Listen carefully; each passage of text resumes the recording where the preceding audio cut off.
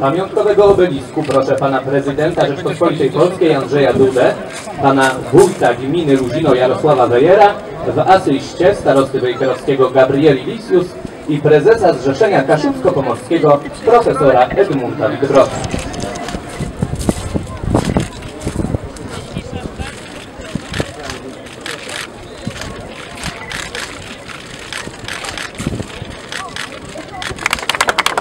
Brawo, proszę państwa, to dla Luzina historyczna chwila. A teraz przyszedł czas na prysznice.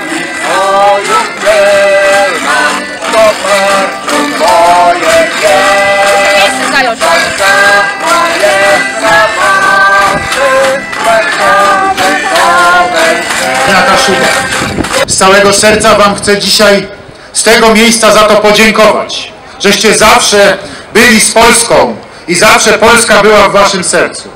Dziękuję wam za to.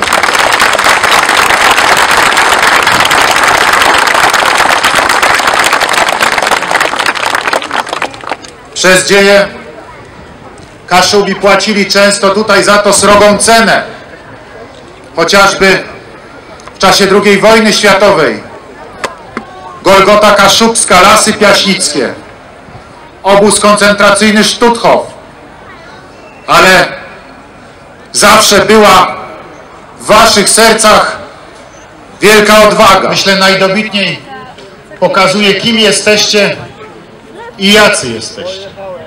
Ludzie ciężkiej pracy, ludzie, którzy mierzą się często z trudnymi warunkami, przez wieki z ziemią, która nie jest najwyższej jakości do uprawy rolnej, z wieloma trudami, z walką z żywiołem na morzu, ale trwają w swojej tradycji, w swojej wierze, zostają zawsze z Bogiem.